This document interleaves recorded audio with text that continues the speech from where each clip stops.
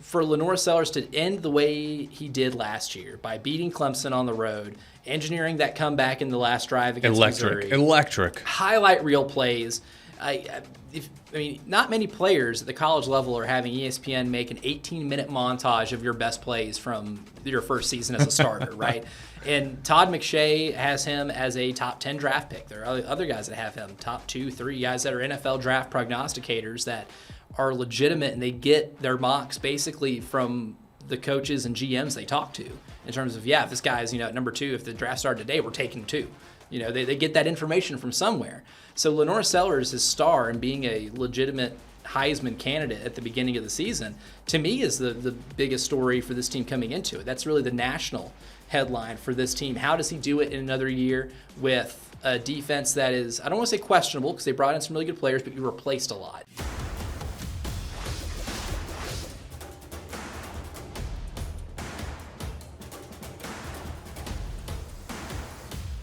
Hello. Welcome into South Carolina Sideline, everybody. I am Matt Dowell, joined alongside another special guest, and I'm intimidated today because he's a pro at this. So I got to be on my A game. I'm with Elijah Campbell of 107.5 The Game, of course, the legacy radio station here for sports talk radio, especially here in Columbia. Elijah, welcome to our podcast, man. No, Matt, thank you for the invite. I got that text message in the middle of the show yesterday, and during the segment, I responded. I was like, yes, absolutely. You want me to come on to talk sports? Absolutely. I don't turn those opportunities down. I know, and like I said, you guys are so good at this. I have such a respect for what you guys do because, on TV, it's a visual medium, so we have to visually be very interesting.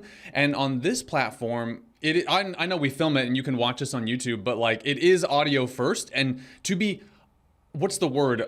Audio engaging, whatever the word is, to be engaging for listeners is a skill entirely. So I have such a respect for what you guys do because I do listen to 107.5 The Game every single day because I'm always like, okay, what are Elijah, what are Jay, what are they all talking about? Yeah. And so this is a true skill. And so I respect so much what you guys are able to do to engage audiences for hours on end. Yeah, thank you, though. That means a lot. And I absolutely love the work you guys do here as well. I mean, I did TV in college, and I hated it because I'm such a bad video editor. I'm terrible at it. The amount of times I wanted to throw a desktop through the wall at Middle Tennessee State when I was in journalism school because I was having a hard time video editing and putting a package together wasn't my thing. But rambling is, and being vocally manipulative, which is kind of what you have to be in this industry to be able to just grab and hold people's attention, is a fun skill that I've learned to really embrace and enjoy about the entire medium too, because you have to get somebody interested in the topic that you find interesting, right? Yeah. And it's easy when it's South Carolina football. When you get into the months of, late May, June, the baseball team's not playing in the postseason, you have to find other things and angles that make people want to end up listening to what you have. And that's my favorite part about it. Some people will talk about, the summers and like, oh, that must be the worst part of the job. I'm like, well, that's the most challenging. That's the most fun part is finding things in different ways to get people to still be engaged through an audio medium and trying to find different ways to manipulate your audience into caring about what you care about. I love it. Yeah, it's rambling with a purpose and rambling with intent, and there is a difference in that. And so you guys do such a great job. I joked with you a few months ago that I knew I was becoming like a 30-something-year-old man when on my drive home from work, I'm like, let me turn on 107.5 The Game to see what they're talking about. And I was like, sports talk radio. Let me listen to some sports talk radio. So I really, really enjoy it. Well, we are going to preview Gamecock football on this episode with Elijah in just a minute. But first, Elijah, I want our listeners, our viewers to get to know you better and how you got to where you are, because being on 107.5 The Game is legit. I mean, those guys are great. They have a long list of just great radio personalities. So how did you get your start in radio? What made you want to do this? Yeah, that's a really good question. I mean, I had to learn from a lot of failure just in life in general. I mean, I got out of high school and I played high school basketball. I did the AAU thing. I wanted to play college basketball so bad. But when you're my height, which I'm about 6'4", I got a good height. I would say I'm 6'2", and not a lot of guests that come in here like out height me. Alex English was on here last week, so he got. Definitely. So I guess it's 2 in a row that are beating me on the height category. But at the time too, I weighed like 140 pounds. I couldn't put weight on. And it's funny that all it took was just drinking beer in college for that to me to finally be able to put weight on after years of playing basketball. But the opportunities never really came, the ones that I wanted, and so I really went into college. When I went to school in the same town I went to high school in. And I had no idea what I really wanted to do. I got into exercise science. So I'm like, oh, that sounds great. And then I failed my first anatomy class. I flunked out of school, and I was like, well, all right, it's time to reset some things. And really the most transformative part about it was moving in with my dad in Jamestown, Tennessee, small town where I was born, about 1,900 people, northeast Tennessee, and figuring out, like, I ended up working as a special ed teacher's aide for a year at Pine Haven Elementary, and it taught me a lot of patience. It taught me how to be an adult, and at that time there too, when you get out of school about 4 or 5 o'clock, I get back home. My dad gets back from his job, and we're both just sitting there. We just watch basketball every night. We watch basketball, we watch football, whatever was on that night. And I was like, you know what? This is really what I want to do in my spare time. Like, getting into sports media is something that I'd really want to do. And fast forward a little bit after that, I finally, I moved back to Cookeville after that year of being a teacher's aide, and I get a job as a bouncer. I'm basically a security guard with a few music venues in Nashville, and I'm just, independently contracted. And so I was making, the hour and a half drive from Cookeville to Nashville. And when I come back from Nashville to Cookeville, there was an ESPN radio affiliate. And I'd listen to Freddie Coleman every single night driving back. Now, it's about a 75-mile drive, give or take. So for about the first 35 miles coming back after a late night shift, they'd run like the reruns of Freddie's show. And I would hear that, be like, man, this sounds like it's so much fun. I would absolutely love to do this for a living. Like, I think that's like the only thing I think I'm cut out to do full time, because I'm not very intimidating. So being a security guard wasn't something I think I was going to want to do for the rest of my life.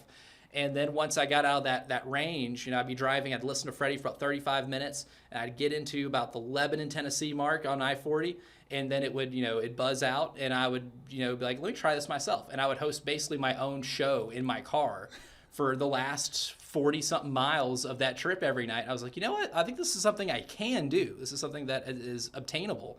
And then that next year, I got accepted to go to Middle Tennessee State while still being on academic probation because my grades were so bad at the previous school. But I was lucky enough to make some connections at Middle Tennessee State to where I was able to get my first internship at that same radio station I used to listen to, which is 102.5 The Game. Ironically enough, it was also The Game in Nashville.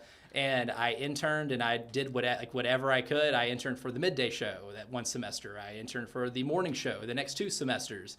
And ultimately, when I graduated, there was an opening to be the executive producer for their midday show. So I just took that. I ran with it. I was the executive producer for some Nashville Predators radio broadcasts for a couple of years, and I really wanted to get behind the microphone. And I was like, a market that I could do that in, and a place that I'd really enjoy being is anywhere in the SEC. So I kind of zeroed in on Columbia, South Carolina, because weather's great. It's in the SEC. A lot of the other markets I was familiar with, like Knoxville, they're pretty set. There wasn't a lot of opportunity. So when I moved here, I figured I could get into this market, whether it be newspaper writing, because I wrote newspaper for a while. I was the TV sports director or student station at Middle Tennessee State. I was a sports editor for the paper, and I did a radio show. So I'm like, I can do one of those things, right? And eventually I just kept bugging Terry Ford, who's the program director over at 107.5 The Game, like, hey, man, I'm in town, just moved here. I'm working odd jobs, would love to do anything with you guys. And I harassed him to the point where I'm glad they just didn't call the police on me. And eventually they had a spot open up and to just be a part-time board op and producer. He's like, well, you produced in Nashville. You can do that here. And then as luck would have it, there was a hosting spot that opened up about 3 months after that. And I'm thankful enough for them to be able to give me that opportunity. And I love it to the point now, man. I've been hosting the post-game show with Jay Phillips now for almost 2 years. Yeah, crazy. And the time has flown, but I wouldn't want to be anywhere else. This place is awesome. So you have lived many different lives, is what I'm getting from this. Many different lives. And you guys do such a great job. And Jay obviously has been in this market for a very, very long time. So to be part of that, it has to be such a cool feeling. And also, you guys talk for a long time. I mean, my mom asked me this question between what's the difference between podcast and radio? How do you answer that question? Really just structure and where you hear it, right? Yeah. Like most podcasts aren't going to be run over terrestrial airwaves. You consume most of your podcasts, whether it be through Spotify, Apple Podcast, or wherever, you can find them, because there's a billion different places. Yeah. To Including find us. You can listen to us and all those places. Plug. That's right. Yeah. Wherever you get your podcast, listen to this one. And it's all internet. And for a lot of podcasts, like ones that I really enjoyed listening to are guys like Bill Simmons' podcast, and it's really just, it's long form stuff. It's longer form with shorter breaks in between, and you really have no restrictions on the type of stuff you can cover. Whereas in radio, like we have hard outs at every segment at 107.5 The Game. We have to be out before the 15-minute mark in the first segment.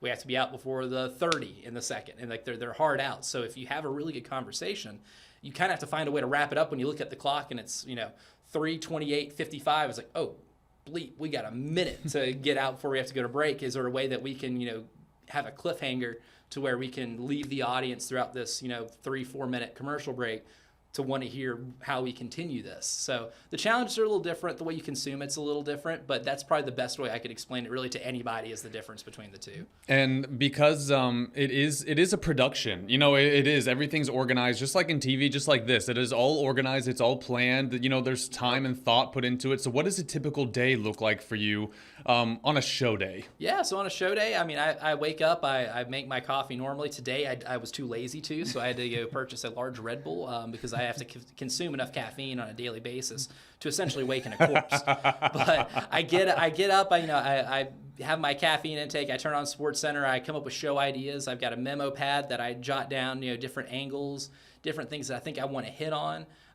During football season, I'll rewatch the game from Saturday. I'll watch a Carolina game, about 4 or 5 different times. Just to try to see if there's anything I missed. I'll take notes during the game. I'll watch it again to see if there's something that I missed or I want to go back over, or if there's a series of plays I want to go back over. And I'll talk with my co-host Jay Phillips. We'll get on the phone. We'll talk for about an hour every day in terms of how we want to format everything, because a lot of days we have set segments. Like 4:45 every day in the summer, we do a segment called Jay or Nay, where I give a take that I have, and if he agrees, he says Jay. If not, it says Nay. So I prepare about 4 or 5 questions for that. Yeah. We have a drive around the SEC at 5:30, so we talk about things we want to talk about, as it pertains to the SEC, whether it's football, basketball, softball, women's basketball, all that. We find SEC angles for that specific segment. So we kind of fill it in. We talk, about guests we want on the show. We have a writer from SB Nation coming on today to talk about his article he just wrote about Collin Murray-Boyles in the NBA draft, and why he thinks he's one of the most valuable players in this draft that nobody's really talking about, because Cooper Flagg gets all the headlines. Yeah. But so we talk about guest ideas, ways to really try to engage our audience, and being able to find ways to talk about Carolina athletics maybe differently than the other shows in our lineup, because everybody takes different angles, and really so that we plan that for about an hour. And then I head to the studio. I get there around 11:30. I meet with Terry Ford, our program director. We go over, social media strategy, YouTube channel strategy, everything that we want to do to try to enhance just our video product, our on-air product.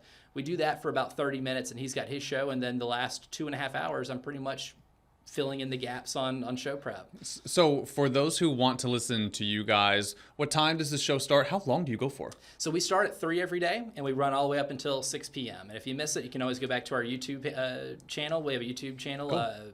The Game TV Radio.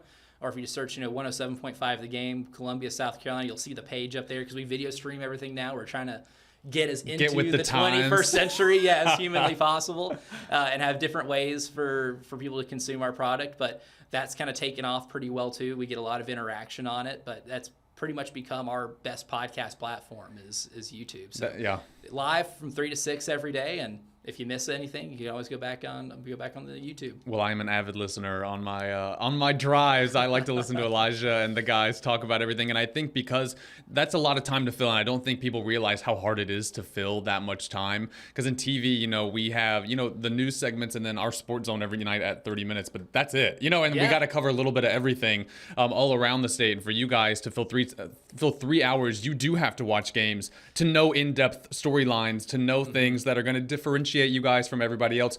So I do think that, like, I think sometimes there's a perception, even maybe on this platform and on TV, that we just kind of like roll up and do it. Right, But yeah. like there is work and there is preparation that you guys have to do to make sure that you know what you're talking about, because the fans definitely know what they're, like they do. know the team Yeah, and they they know live everything. it. Sometimes they know things that you're like, how do you know that? Right. And so you guys have to do your research and know what you're talking about, or else those guys are going to call you out. I mean, They are. And that's my biggest pet peeve in sports media is when you watch something, whether it be, on FS1 or ESPN, where they have a lot of these talk shows, some of these people that are on the shows, you watch, and I can tell you didn't watch the game. Yeah. I can tell you looked at a box score and you rolled up and you're talking about what you saw in the box score. That's my biggest pet peeve. Mm-hmm. I hate that, and I never want to be the type of show host where someone goes, "Oh, you weren't paying attention," or anything like that. I want to be able to find as many different angles as humanly Mm-hmm. possible. That's why I love going to games to cover them and being able to talk to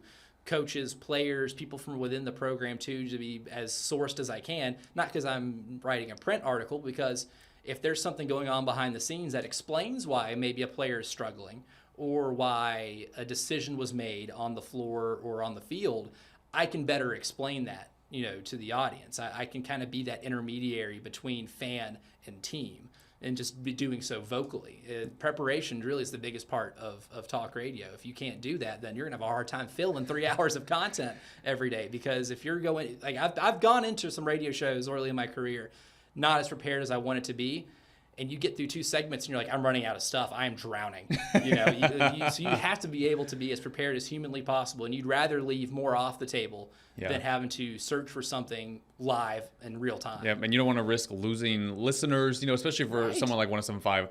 It's been around for so long.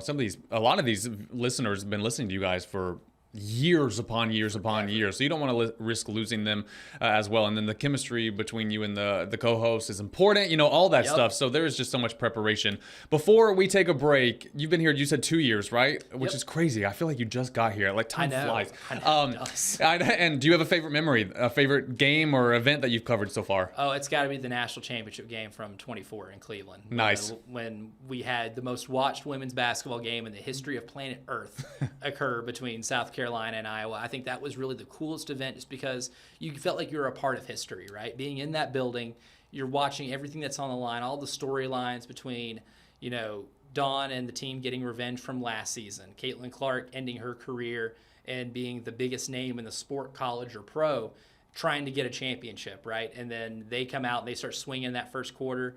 South Carolina makes that comeback, and you could feel so much of history happen in a building. Yeah. And I live in sports media for being in a building where everybody understands the importance of it, where it's a packed house and there's a lot on the line and just history is being made. And that was the coolest thing to get to be a part of, was something as historic as that basketball game and the way it went down, and being able to be there for that entire weekend and talking to players, coaches, as this whole thing builds up and ultimately culminating in somebody winning a championship, and again, which is the biggest or most watched women's basketball game in the history of the planet. I had Lulu on, Lulu Keston, who we're friends with, and we talked about this. Do you get pregame anxiety when you're covering a game ever, or are you pretty chill when you show up, of like whatever happens? Exactly. I'm pretty chill for the most part. Are you? I get pregame anxiety.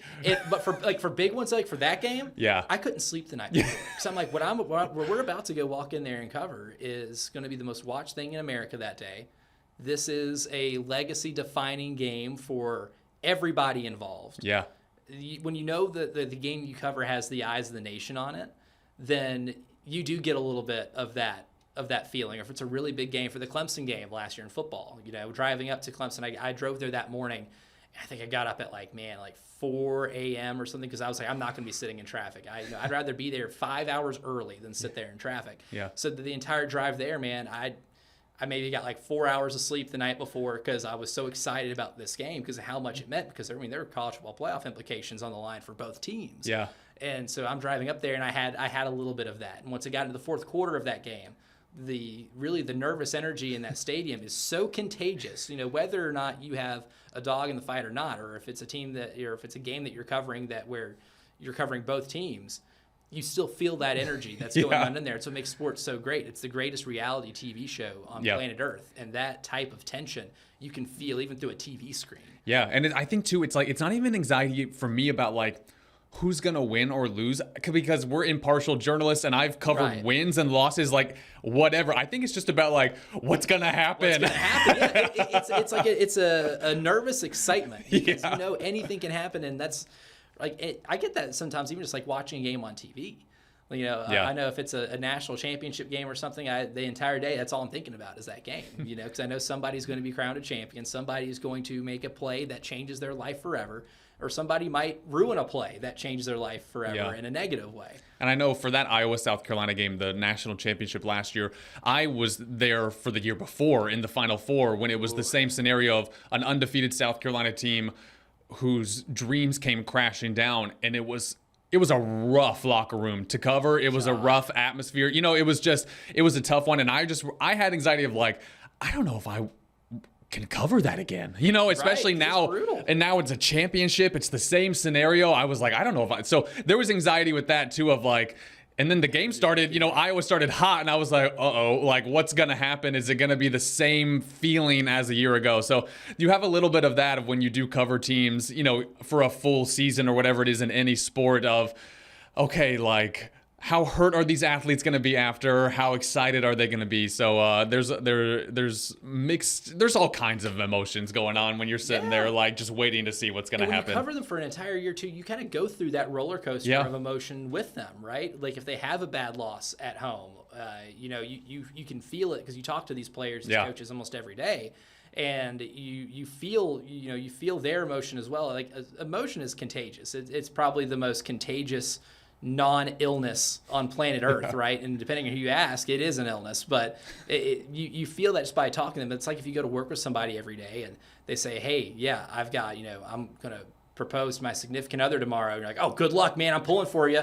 He's like, I don't know if it's a yes. And they come back in and it's a no. You hurt with them. Yeah. You're like, oh, you get secondhand, you know, secondhand distress from that because you develop relationships with them. You follow them as people as well. So it's hard not to kind of feel like a winning locker room or a losing locker room. Like it's contagious. Everybody kind of falls in line with what the mood is in there. It's kind of creepy in a really weird way that, you know, I could be having the best day ever. I walk into a losing locker room after a crushing loss and you're like, that's a bummer. Yeah. It brought me down a little bit. That was a little bit of a bummer. It's tough. And that's why we've actually been very lucky to cover mostly winning locker rooms with really a lot of the Gamecock teams across many sports. Well, we're going to take a quick break here on South Carolina Sideline. When we come back, Elijah and I are going to preview the Gamecock football season, the biggest storylines. How are they going to replace the defense? How's LaNorris Sellers looking? We'll talk about it all right after this. Well, South Carolina football, the new season will be here before we know it. I always think that, you know, we're going to get like a long summer break and then like 2 weeks and I'm like, wait a minute, SEC Media Days is almost here. What are we doing? But it is in a month. July 14th is when South Carolina speaks. And of course, Shane Beamer and the Gamecocks coming off his most successful season in his tenure. A lot of excitement around this Gamecock team, Elijah. I know LaNorris Sellers will rightfully be the face of this team, but like the top storyline going into this season, what is it for you? I think the top storyline is the eyes of America being on LaNorris Sellers. Yeah. The way he ended the season last year, his final 6 games was the best 6-game stretch any quarterback might have had last year. There are a lot of candidates that you can put in that pool, but it was a year where college football quarterbacking didn't really take center stage like it normally does. But for LaNorris Sellers to end the way he did last year by beating Clemson on the road, engineering that comeback in the last drive against Missouri. Electric. Highlight reel plays. I mean, not many players at the college level are having ESPN make an 18-minute montage of your best plays from your first season as a starter, right?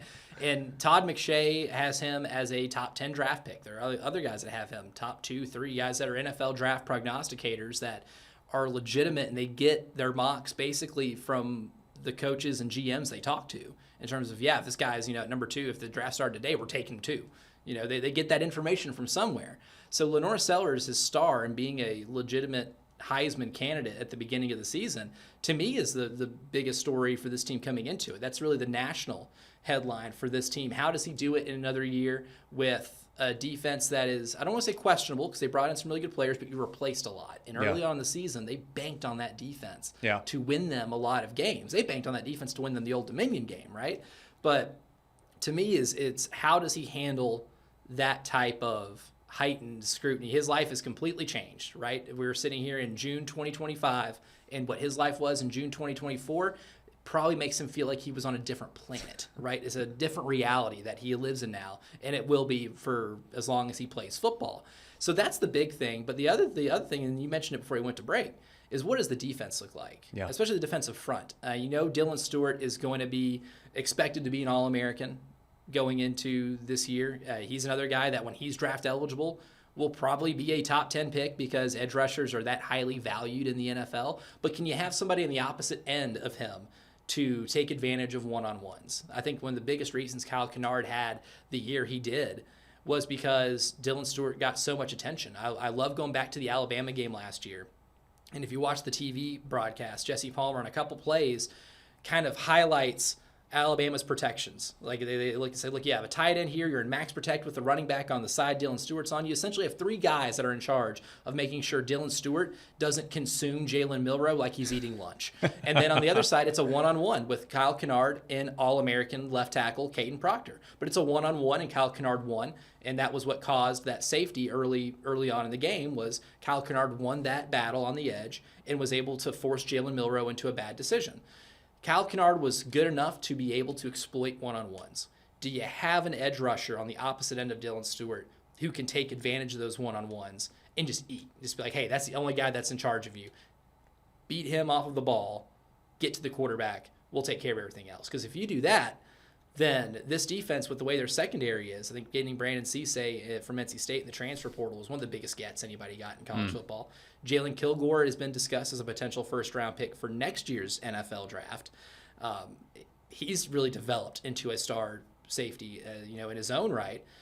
Judge Collier grew by leaps and bounds as the year went on. I don't worry about their secondary. My biggest thing defensively, can you replace the production up front and with your linebackers? If you can get Sean Murphy from Florida State to come in and be productive for a full season, which he's never really been asked to do at the college level, then you're going to be in really good shape. If someone like Gabriel Brownlow-Dindy, who came into Texas A&M as a top, 10, 15 recruit in the country coming out of high school, if you can get him to fulfill 50% of that promise, you're going to be in good shape. Because the losses of Tonka Hemingway and TJ Sanders, I find equally as big as losing a Demetrius Knight or a Kyle Kennard. Because if teams can run the ball up the middle on you, it might not matter how well you rush the passer if the other team's picking up 8 yards a carry, right? They can methodically move the ball up and down the field on you, and you're constantly playing catch-up, and the advantages you have on the edge and the secondary are pretty much depleted. So can you get that production from stopping the run back that you lost last year? And can you get just one guy, whether it's Okoronkwo that you got from Alabama, whether it's a couple of guys you bring back like Desmond Umeozulu or J.R. Johnson or Brian Thomas Jr. They're really high on him. If you can just get one of those guys to consistently win one-on-ones against the opposing team's left tackle or right tackle, just wherever opposite Dylan Stewart is, then you're looking at a team that has legitimate college football playoff hopes. But I think a lot of it kind of hinges on how much you replace that production up front. Yeah, and I think it's one thing to replace, a bunch of roster spots and replace, when you lose guys to graduation or whatever it is. It's another thing to replace elite talent, like NFL level talent, because that defense for South Carolina last year was legit. And it wasn't just like one or two guys. It was like 7 or 8 of them, that were just so good. So I do think that that's why I'm interested in the defense, because it's not just replacing, these guys graduated or whatever it is, they lost a lot of talent. They lost a lot of legit talent. And how will the next wave of guys, you talk about pressure for LaNorris, how will they handle the pressure of having to fill those shoes, of guys that really set a new tone for the Gamecock defense. So I do think the pressure, like on all sides, is kind of heightened for what last year's group did. And so I'm very interested to see, especially those first few weeks, how South Carolina comes out of the gate. Because they did lose a lot, and I do think that the expectations, I think last year there really weren't a lot of expectations. This year, different story. Completely different story. You're living in a new reality now. Kind of like LaNorris Sellers, the whole team is. Shane Beamer is, right? I mean, Shane Beamer's been on almost every college football podcast you could possibly think of, and I don't think anybody was calling him up last year whenever you were 5-7 and the offensive line looked the way it did and people were so down on you the way they were going into media days last year. Now he's a hot commodity, right? Now everybody wants to talk to him because you are now seen as really the potential party crasher in the SEC this year. Going to be ranked in the preseason. Like, there's going to be expectations. Absolutely. And I think if you look at the SEC, people kind of look at it as Georgia and Texas and then a group of 7 teams that could maybe spoil the party, right? Yeah. And you're looked at as one of those maybe 7 teams on that next tier. And can you break through and be able to do that after winning 9 games last year and having the year that you did?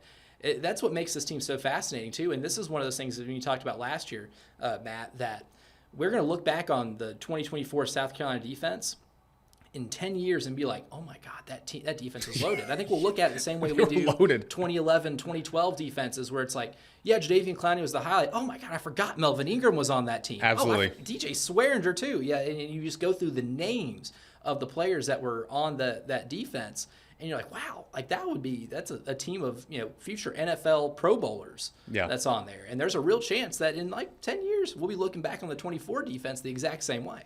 Well, South Carolina had a lot of expectations. Well, they do have a lot of expectations going into this season. We're going to take a quick timeout here on South Carolina Sideline. When we come back, Elijah is going to break down the schedule for us for the Gamecocks and see where the wins are, where maybe some losses are if he's got that on his prediction list. We'll talk expectations for next season when we come back. The South Carolina Gamecocks notoriously, well, at least in the past few years, have had really tough schedules. And I think now the SEC is just so good that I don't know if there is an easy schedule anymore when it comes to SEC teams, Elijah. But South Carolina going to start against Virginia Tech this season down in Atlanta, which will be fun. It's a fun way to start the season. But when you look at the season as a whole, they've got SC State in there. They've got a few smaller schools on their schedule. But for the most part, elite opposition once again. When we break down this schedule, what stands out to you as potential wins? Where are the most troublesome, worrisome games for South Carolina? How do you see it playing out? Yeah, you can. I would go ahead, and I hate saying any game is a guaranteed game because I'm old enough to remember Appalachian State beating Michigan in 2007 to start the season. How was that 18 years ago? That was, forever. I was in middle school, man. That didn't feel like that long ago, but old enough to remember, seeing that and be like, well, I guess there really is no guaranteed game. But I mean, you look at South Carolina State and Coastal Carolina, should win those. I like them against Virginia Tech a lot, just because Virginia Tech lost some production in terms of their weapons on offense. I still think Kyron Drones is a better quarterback than he showed last year. And I think Virginia Tech's a team that will bounce back and be better than they were. They lost a lot of one-score games.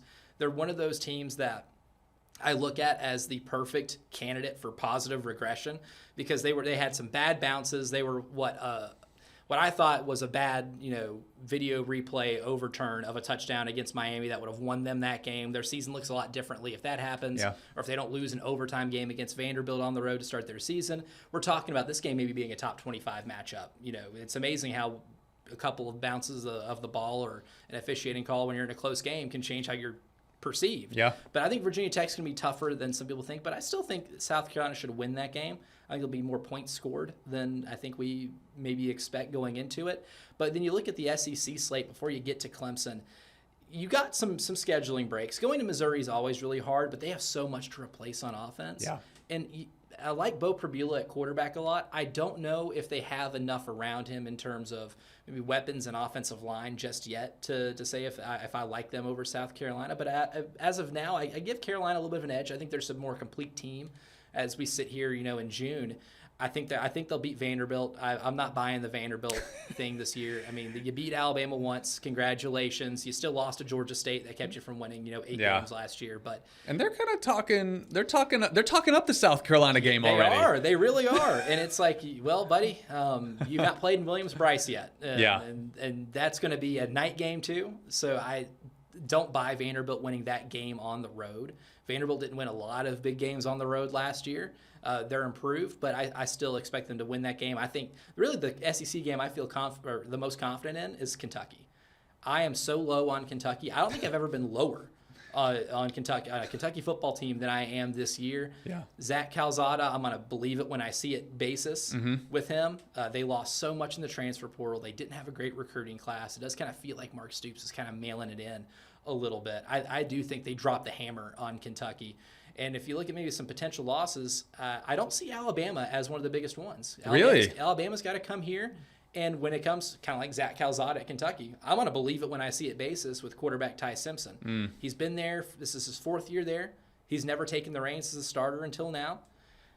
How does that offense look? Because it's going to be completely different than somebody with Jalen Milroe. Can he get the ball to Ryan Williams consistently? That's the big thing. Can you get it to him consistently? You know the Alabama defense is going to be good, but do they have a running game and a quarterback good enough to get Alabama to where Alabama is? Yeah, they won titles with Greg McElroy and Jake Coker. Fully aware, definitely alive and cognizant for those. But you know what they also had in the backfield?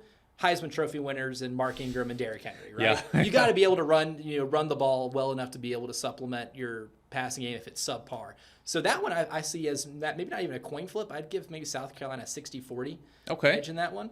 All right. But the ones that I don't feel good about, definitely LSU. That's the big one. I think LSU, if they are an average defense, that's a college football playoff team because there's not a team in college football that loaded up on one position more than LSU and wide receiver. They got Nick Anderson from Oklahoma. They got Berrien Brown from Kentucky, a kid I covered when he was in high school in Nashville. He might be one of the fastest human beings alive. But they got weapons. And Garrett Nussmeier is an elite pocket passer, another guy who's talked about as being a first-round quarterback next year. And you got to go to LSU. I know it's a flex game right now, but I would bet money that game's going to be played under the lights in Death Valley. Yeah. Not a lot of teams get win there and win. That one I see as a loss. I think they can beat Ole Miss. The Clemson game, obviously at the end of the season, is going to be really tough. I'm trying to think if I've lost any. Oklahoma's interesting. I don't like. That's the one I have to put a big question mark because if John Mateer comes in and produces like he did at Washington State, and one thing I like about them getting him is they also got his offensive coordinator from Washington State as well. So they're going to center the offense around his skill set. The defense is always going to be good. If Brent Venables is on the coaching staff, the defense is going to be top 15 in the country. That could be the one home game I think that you trip up and lose. It'll be, if it's not Alabama, I think it'll be Oklahoma because, I can see them as a little bit of a dark horse in the SEC too, especially considering Brent Venables might be on a warm seat. It's not hot. It's just warm. I do, and I think so. What you're saying is there's a lot of opportunity here for South Carolina this season, and I think for Oklahoma and Alabama especially, I feel like a lot of us don't really know what their identity is in these new eras yet, and I think that's why there's question marks is because they have the name, but then sometimes you watch them and sometimes they look like the name, and then sometimes they look like they should not be wearing the name. It's just like really interesting because, and I think that's why sometimes like you think of Alabama, oh, it's Bama, but then you actually like look at it and you're like, wait a minute. This isn't necessarily Nick Saban's Alabama anymore. So, is there opportunity here to win these games? And there were opportunities last year against the Crimson Tide to win in Tuscaloosa. And so that has to give you confidence in that matchup to when they come here, can you finish and close the door on them this time? And so I agree with you that this schedule is always going to be tough because it's the SEC and it's college football. And every single atmosphere that you play in is going to be tough, whether it's home or away. But I do think South Carolina has the chance to have a special season and build on what they did last year. Yeah, the Alabama thing's so interesting, too, because with Nick Saban gone, like, Kalen DeBoer is a fantastic coach. I think X's knows the guy's one of the 15 best coaches in America. I think that was as good of a hire as you can get to replace somebody like Nick Saban. A great season last year. Great season. It just... When at Alabama 9-3 it feels like 5-7. Yeah, right? Like literally. It would be a 5-7 year here, right? Because the expectation is just so high every single year. But the one trait about Kalen DeBoer, some of his teams, is they do have a tendency to throw up on themselves in games they shouldn't be throwing up on themselves, right? Like you look at last year, the games that kept them out of the college football playoff weren't the big games against Georgia or Tennessee or LSU or anything like that. They went 2-1 in those games. They went 0-2 against two teams that went 6-6 on their schedule. Yeah. They went to Vanderbilt, a place where I think the last loss was maybe like in the 60s. It was a historic long time ago. Or maybe ever. Like it's one of those deals, right? You went to Vanderbilt as the number one team in the country, and you lost. Laid an egg, yeah. Couldn't stop the run, and you had one too many turnovers. You lost that game. Then you go to Oklahoma, a team that couldn't score on anybody all season long. That offense was about as stagnant as rush hour traffic. And you go there and you throw, 2 pick sixes? You gifted them 14 points. The offense didn't have to score more than 10 points to win that game, and you threw up on yourself, and you kept yourself out of the playoff that way. Kalen DeBoer's teams have done at Washington. I mean, I remember the year they went to the title game just 2 years ago. They were a buzzsaw in the big games. They won all the big games. They go to Arizona State. This is before Kenny Dillingham has them to where they're respectable. This is still when they're on a bowl ban and they're still recovering from the carnage that Herm Edwards left behind. And they win 10-7. And that was against a 3-9 team. Yeah. So they flirted with disaster. Kalen DeBoer's teams, for some reason, flirt with disaster. I'd almost like South Carolina to beat Alabama more if Bama comes in here ranked in the top 10. Yeah, and I think last year's loss to Bama, I think that one hurt for South Carolina because the opportunities were there and it was a chance to do something really special in a place that's really hard to win. And so I think there will be motivation there. Before we go to another break as we wrap up, the Clemson game, of course, always is the finale. I'm not going to lie, I'm so interested in this matchup because South Carolina has turned the tables in the rivalry, and I knew it would happen eventually because rivalries always ebb and flow, through the years, but Clemson just had their number for so long in this last decade. Now South Carolina's won 2 of 3, and they kind of got the edge back and the bragging rights in this rivalry. Now it's here, but the 2 wins have come at Clemson. So now they come here, which I think is interesting. I am bummed it's a noon game, though. I am, yeah. And I get it. And we talked about this last week. I love it. I get it for TV purposes. I understand it's a good slot for TV, and it really helps set the tone for the day. But as someone who goes to the game, I'm bummed. And I get what the mouse is doing in terms of trying to get your best matchup to be pitted up against Michigan and Ohio State. Because that's going to be the noon game that day. Guaranteed. I mean, put it in marker that's going to be the noon game. I get it. But I've had plenty of Gamecock fans point out to me they've been a lot better in the noon games against Clemson than they have in the night games. And there is some evidence to back that up. So if you're superstitious, that's a good angle. But Matt Dowell, I think my biggest take of the offseason is that we can go into that South Carolina-Clemson game with at least 5 players in that game on both teams that will be selected in the first round of the NFL draft. I don't know if we've ever seen that in this rivalry in terms of it being on both teams, evenly distributed on both teams. There's a really good chance between LaNorris Sellers, Jalen Kilgore, Cade Klubnik, Antonio Williams. Pick a couple of those guys on the defense that Clemson has coming back. And there's a really good chance we're looking at a game that's got 5 first-rounders. I mean, we deal with loaded press boxes a lot for a Carolina-Clemson game. There's going to be a lot more scouts that are there for the standing room only part in the press box because that is going to be a game that your Mel Kipers, your Todd McShays, all those guys will be locked in on. Oh, and it can also be a top 10 or top 15 matchup if things kind of project the way we expect them to at the end of the season. And that's why I was so surprised that the kickoff time was already announced. I've never seen it announced this early because we don't even know what these teams are going to look like. They could both be in the top 10 in that final week. So that's why I was like, wait, we're already saying it's a noon game? This isn't Trevor Lawrence versus the Muschamp years. I understood it then. This is a new era. I was just stunned. But it's a noon game. What are you going to do about it? We're going to have to get up early, get the coffee, tailgate early for all you fans, and hopefully it will be 2 top 10 teams. I hope it is. I hope that both deliver so that in that final week for the Palmetto Bowl, we get a big showdown. We're going to take one more time out here on our podcast and wrap things up with Elijah Campbell right after this. Wrapping things up with Elijah Campbell today of 107.5 The Game. Elijah, anything else you want to touch on before we let you go today? I'm really excited. I'm a big basketball guy. Same. Love that. Played all throughout high school. I did the AAU stuff. I mean, I still am a hoop head at heart. I'm really excited to see what happens to Collin Murray-Boyles in the NBA draft later this month for a multitude of reasons. Not just because he's a guy that we covered, and I've really enjoyed covering because I love talking to him because he is so smart about the game of basketball. He's one of those guys, he's about the right things. But from just a basketball prospect point of view, one of my favorite things to ever watch is the NBA draft because it is such a crapshoot. The value is usually at the back end of the draft because the front end is either the guys that you think are going to be generational players or think that you can turn them into something that they're probably not, right? You see a lot of one-and-dones that weren't really good in college, but NBA teams are like, oh, he's 19, I can fix him. Right? He's only 19 years old, I can fix him. Yeah. I think Collin Murray-Boyles is genuinely, outside of Cooper Flagg and Dylan Harper, I think he's one of the most valuable players in this draft. I'd make him one of the 5 or 6 most valuable because of what he does on defense. And I know a lot of Gamecock fans were kind of jaded with how the basketball season went this year. I mean, you're 2-16 in SEC play. I've gotten on our our text line, phone line about if Collin needs to come back, because if he was so good, you wouldn't be 2-16. Collin's good, but he needs to come back and develop his jump shot a little more.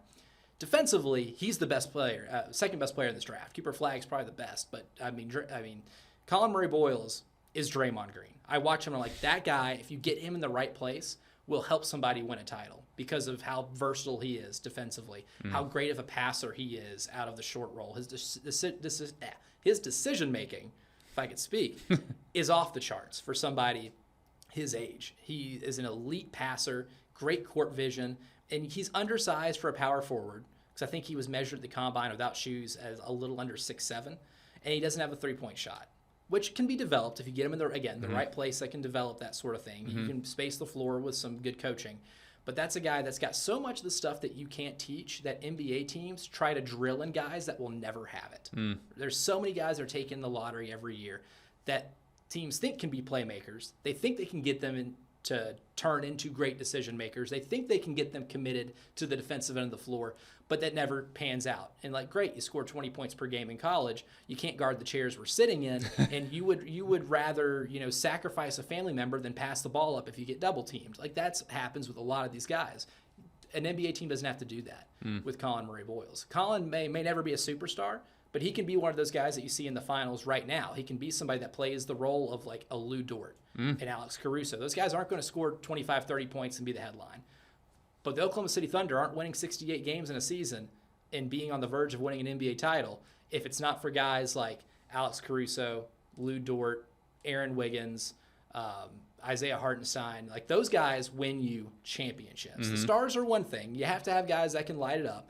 But if you don't have the other guys to supplement around it, then you're limited to maybe a first or second round appearance in the playoffs, right? You're winning 40 games. But I think Collin's one of those guys that he may never average 15 points a game in the NBA, but that's not going to matter. That's a guy that's going to win you games at the NBA level if you don't ask him to have to score 30. You let him just do what he does. And not for nothing, last week on our podcast, Alex English said that those guys you just said in the NBA are his favorite players to watch. Yes. So the NBA heads and the guys that are elite and kind of running the show, those are the ones that they notice. It's not just the stars. They're looking at all the little things that all the role players are doing. So they are valuable to the league. And again, winning teams have to have every piece, not just the superstar. They have to have every piece of the puzzle. So Collin Murray-Boyles has a lot of chances to do that. And we talk about the record before we wrap up from last year. Again, you got to do your research, because I know South Carolina had a rough year last year and the record was not good, but they lost so many close games, especially here in Columbia. Man. You talk about things going your way. If a couple of things go differently, it's a completely different season. Completely different season. If you turn the ball over one time less against Florida, the national champion, you beat them. Yeah. Now, Florida was only held to under 71 points. The national champion Florida Gators were only held to under 71 points on 2 instances last year. Once in Knoxville against Tennessee, where they only scored 44. It was one of those games they couldn't hit anything. Tennessee is elite defensively. They smothered them, essentially, at Thompson-Boling Arena. The other game, here in Columbia, South Carolina, they only scored 70. But South Carolina only scored 69. And when you turn the ball over that many times against a press defense, you allow them to erase that 14-point deficit that you had them in. You had the national champions down 14 in your home arena. Offensively, you just were plagued with the same thing you were plagued with all year long, and that wasn't taking care of the basketball, having enough guys to take care of the basketball. And it's one of those things now that at the time that was a crushing loss, and that was really kind of a harbinger of things to come. But when you look at things through a larger perspective, now that the entire season's over, you're like, look, you had the national champion in your building, held them to their second lowest point total of the year, and if you just turn the ball over one time less, one of those pick sixes that go the other way, you just get one less of those, you win that basketball game. And you're just feeling a lot different about the season. Even if you still don't make the tournament, you still feel different about it because you would have had something to really hang your hat on going into the next season. Same thing with the Auburn game. Auburn, a team that went to the Final Four, a team that was really the best team in college basketball for 85% of it. You had them beat here too. And Janai Broome goes down, and they had a couple other guys step up, make some big shots, and they did what they do because they were a great team. But you had 2 teams that faced off in the Final Four against each other beat at home. Yeah. Well, Elijah, we're going to have to get you back on our podcast. When basketball season starts to roll around, we can really dive in to this next season for both South Carolina teams. Elijah, thank you so much for coming on our podcast. This has been so much fun. Before we go, how can everyone find you? How can everyone listen to you if they are, driving around here in Columbia, or now, you're in the digital space? So how can people follow 107.5 The Game? That's right. Just on your FM dial, 107.5 The Game, my show, 3 to 6 every day with Jay Phillips. You can catch us on our YouTube page at The Game TV Radio, or if you just search 107.5 The Game. Subscribe, get the the notifications whenever we go live. We do a lot of extra stuff as well, and we're kind of expanding our podcast studio, and we're going to try to get it as nice as this one right here too. This can become the model of what we want to do. But you can do that. Follow me on Twitter at @E_Campbell3. I'm just firing off takes all day. All the takes, all the takes, all the time. Elijah Campbell, the legend from 107.5 The Game. We appreciate you so much, man. Thank you for coming on, and hopefully you'll come back. Hopefully you had a good time. Yes. Oh, anytime. Anytime you want to do this, count me in. I will drop whatever it is, and I will come in here and hang out in studio with you. It's an honor for you to ask me. Oh, yeah. And it's an absolute pleasure to be here. Well, thank you, Matt. Thank you for coming on South Carolina Sideline. Again, watch us on YouTube. Subscribe and follow on YouTube, and also wherever you listen to your podcast, Apple, Spotify, Amazon Music, wherever podcasts are, so are we. He's Elijah Campbell. I am Matt Dowell. We'll see you next time here on South Carolina Sideline.